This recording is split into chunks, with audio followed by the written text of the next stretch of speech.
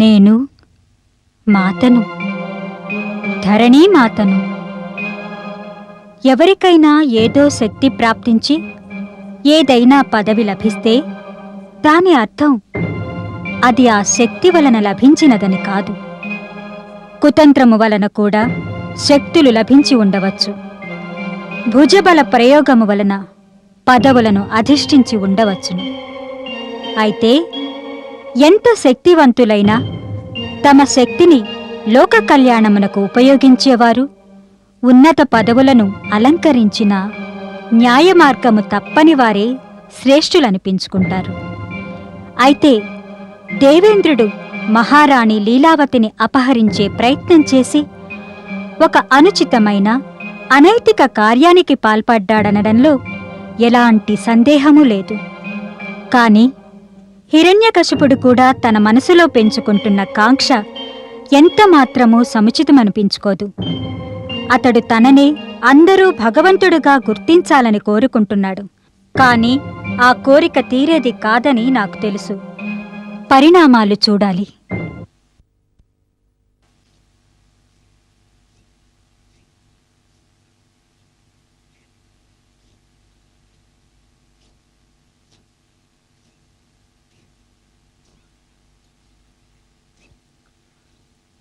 అసురరాజా, తమరిక్కడ నిరీక్షించండి. నేను మహారాణి లీలావతికి తమ రాకను తెలియజేస్తాను.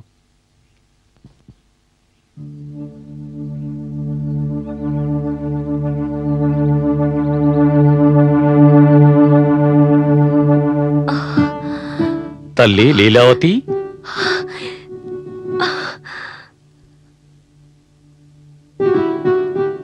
తమరొచ్చారా దేవర్షి? నేనెంతో ఆందోళన చెందాను. లీలావతి, తమరికి ఒంటరితనమూ ఉండదు, ఆందోళన అవసరం లేదు. ఎందుకంటే నాతో నీ ఏకాంతాన్ని దూరం చేసేవారిని తీసుకొచ్చాను. ఏమిటి? నేను తమ పతిదేవులు అసురరాజు హిరణ్యకశిపుని తోడ్కొని వచ్చాను. అసురరాజా,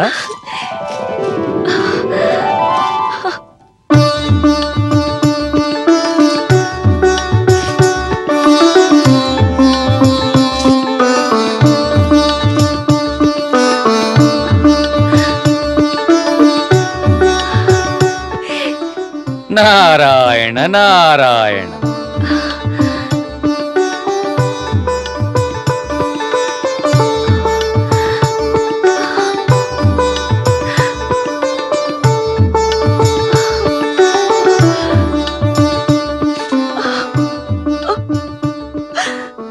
మహారాణి,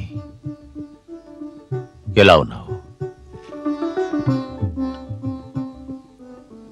దేవర్షి కృప వలన నేను బాగానే ఉన్నాను మహారాజా. ఆయన నన్ను దేవేంద్రుని నుండి రక్షించి ఇక్కడ ఆశ్రయం కల్పించారు. అపూర్వమైన ఇంతటి రక్షణ ఏ రాజమందిరంలోనూ లభించదు. మహారాణి, దేవేంద్రుడు తన కృత్యానికి తగిన ఫలితాన్ని అనుభవించాడు. కాని నారద మహర్షి ఉపకారానికి ప్రత్యుపకారం నా వలన సాధ్యం కానే కాదు. వారు నిన్ను, మన కలగబోయే సంతానాన్ని రక్షించి మమ్మల్ని జీవితాంతం రుణగ్రస్తుల్ని చేశారు. ఇకపై నీవు ఎంతమాత్రం చింతించవలసిన పని లేదు. పద, రాజమందిరానికి వెళదాం. మన సంతానం అక్కడే జన్మించాలి మహారాణి. లేదు మహారాజా. ఎందుకని? ఈ కుటీరంలో కలిగే ఆనందము, లభించిన ఆదరణ ఏ రాజభవనంలోనూ లభించజాలవు. ఇక్కడ నాకు లభించిన సురక్షితానుభవము మరెన్నటికీ నా జీవితములో మరిచిపోలేనిది. మహారాజా, నా కోరికేమిటంటే నా సంతానం యొక్క జననము ఇక్కడే జరగాలని.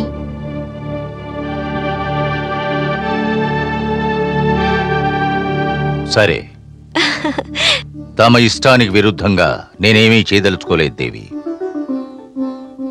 గర్భవతి అయిన స్త్రీకి ఎక్కడ ఆనందంగా ఉంటుందో ప్రసవం కూడా అక్కడ జరిగితేనే మంచిది. నాకెటువంటి అభ్యంతరం లేదు. ఈ విషయాన్ని దేవర్షికి తెలియచేస్తాను. ఇప్పుడిక నిశ్చింతగా విశ్రాంతి తీసుకో. పద.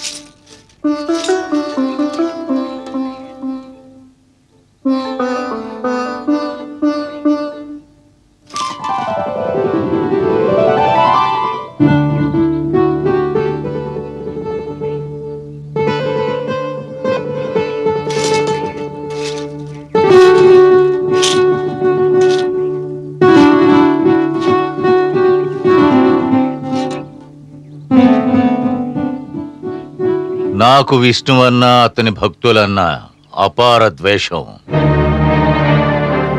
నాకిది కూడా తెలుసు. తమరి సృష్టిలో విష్ణుమూర్తికి మహాభక్తులని. అయినా సరే నేనిప్పుడు తమర్ని ద్వేషించలేను. తమరు మహారాణిని రక్షించి చాలు చాలు అసురరాజా, ఇంకేమీ చెప్పవలసిన అవసరం లేదు. తమరి ఈ మాటలు ఎన్నోసార్లు విని నాకు కంఠస్థమైనవి. దేవర్షి, మహారాణి లీలావతి పుత్రుడు జన్మించేంత వరకు తమ ఆశ్రమంలోనే వసించడానికి ఇష్టపడుతున్నది. మరి ఆమె ఇష్టానికి విరుద్ధంగా నేను ఇక్కడి నుంచి తీసుకెళ్ళదలుచుకోలేదు. నారాయణ నారాయణ, చాలా సంతోషం. మహారాణి లీలావతికి ఇక్కడే ఆనందం కలుగుతుందంటే నాకు అంతకంటే భాగ్యమేమున్నది అసురరాజా. తమరు చింతించకండి, నేనామెను యథాశక్తి సేవించగలను. నా కుటీరంలో నివసించినంత కాలము తమ సంతానానికి ఏ ప్రమాదమూ ఉండదు. అయితే నన్ను ఇక వెళ్ళడానికి అనుమతించండి దేవర్షి.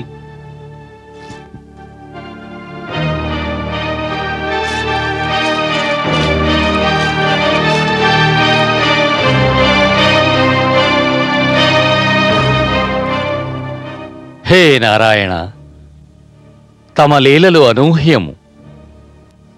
తమతో తలపడుతున్న వాడికే తెలియడం లేదు తన ఇంటిలోనే తమను పూజించే మహాభక్తుడు జన్మించగలడని.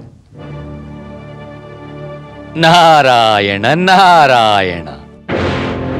భగవంతుడు హిరణ్యకశిపునికి, భగవంతుడు హిరణ్యకశిపునికి, భగవంతుడు హిరణ్యకశిపునికి, భగవంతుడు హిరణ్యకశిపునికి, భగవంతుడు హిరణ్యకశిపునికి, భగవంతుడు హిరణ్యకశిపునికి, భగవంతుడు హిరణ్యకశిపునికి, భగవంతుడు హిరణ్యకశిపునికి.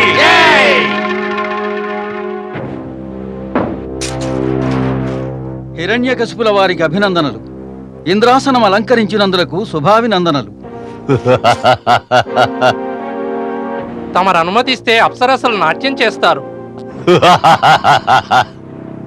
సమస్త దేవగణములు శిరస్సు వంచి మీకు ప్రణమిల్లుతారు.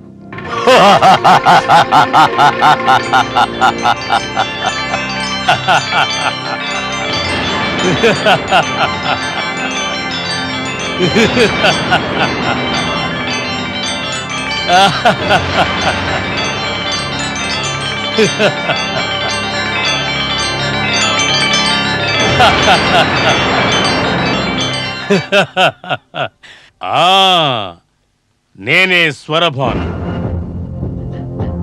విష్ణువు నా శిరమును ముండెము నుండి వేరు చేశాడు, కానీ నా ప్రాణమును తీయలేకపోయాడు. ఎందుకంటే అమృతాన్ని సేవించాను గనక. వేరుపడిన శిరము రాహువుగాను, ఖండించబడిన ముండెము కేతువుగాను జీవించియేయున్నాను. ఎప్పుడూ జీవించియే ఉంటాం. మా సభకు నీకిదే స్వాగతము సౌరభాను. ధన్యవాదములు భగవంతుడైన హిరణ్యకశప. శతకోటి ధన్యవాదములు. తమకు అనంత కోటి అభినందనలు. దేవేంద్రునికి అనేక సార్లు పరాజయము ప్రాప్తించినది, కాని ఈసారి తమ నుండి కలిగిన పరాజయమునెన్నడూ చవిచూచి ఉండడు.